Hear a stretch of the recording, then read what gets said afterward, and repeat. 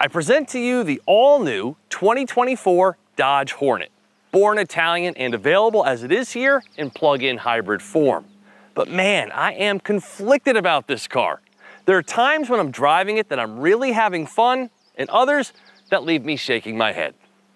With a lineup in transition from muscle cars to EVs, Dodge turns to Italy for its new entry-level model while resurrecting the Hornet name. Sharing much in common with the Alfa Romeo Tonale, the Hornet emerges as a small SUV or CUV if you will, with either a 2-liter turbo 4 in the GT model or as a plug-in hybrid here in the RT trim. It pairs Fiat's small but power-dense 1.3-liter turbo powering the front wheels via a 6-speed automatic transmission and a 90-kilowatt electric motor dedicated to rear-wheel propulsion. This all-wheel drive gas-electric hybrid powertrain is fed by a 15.5 kilowatt-hour battery capable of total system output of 288 horsepower, a robust 383 pound-feet of torque, and a generous 32 miles of EV range. With 20-inch Michelin ultra-high performance all-season tires, Brembo brakes, torque vectoring, and an adaptive suspension with Koni shock absorbers, how, you ask, can this Hornet RT feel so mid? I know, it surprises me too, but I've really struggled to understand the PHEV's appeal here, particularly in light of its $53,345 as tested price. Now, if you lease one as opposed to buy it, there is a $6,750 federal tax credit available. But here's the harsh reality. Once inside, the Hornet immediately evokes Fiat vibes, and that's not a good thing. Much like the failed Dart, the Hornet simply doesn't feel, sound, nor drive like a Dodge. Now on paper, the power output looks impressive, but it doesn't really translate to real-world driving. The ride quality is firm in the auto setting and even harder in sport, and when driving for fun with the engine engaged, the soundtrack has a CVT-like groan to it.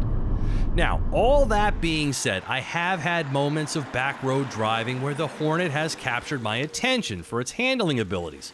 And there's a quick shot of an additional 30 horsepower available by grabbing both paddle shifters, resulting in a notable 0 to 60 time of only 5.5 seconds.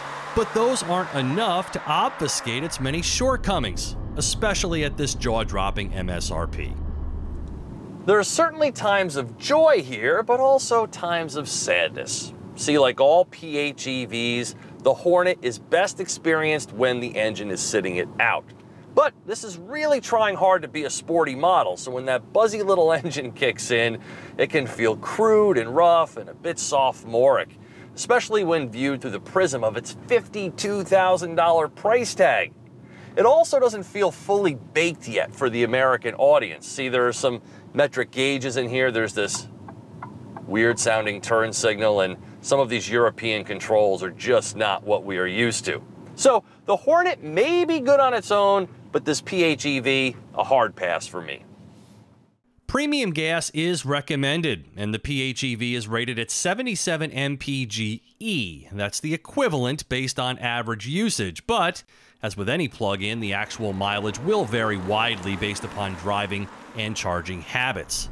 Top speed as an EV is 84 miles per hour, and in total is reduced from 140 to 128 miles per hour here. It also picks up an extra 425 pounds.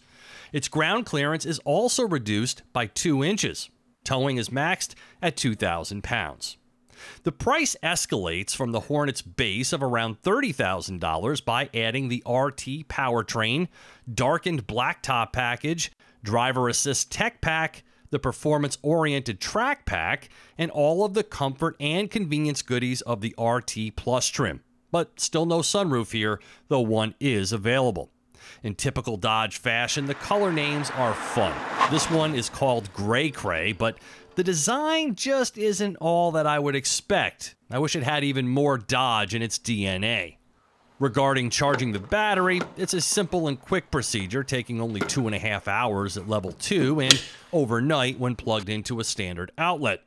In these favorable ambient temperatures, I've been averaging close to 38 miles of electric range before the hybrid operation takes over.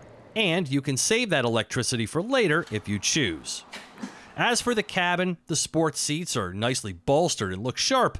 There's a solid touchscreen with Navi, a surround view camera, wireless phone projection with charge pad, humongous fixed paddle shifters, heated and cooled seats, an 8-speaker Harman Kardon stereo, a foot-activated liftgate, heated steering wheel, remote start, fully adjustable passenger seat, and memory settings.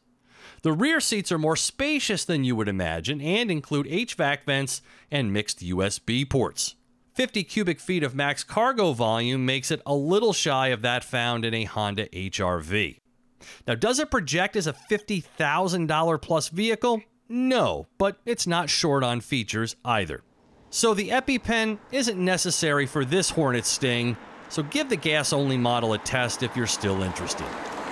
For TestDriveNow.com, I'm Steve Hammes.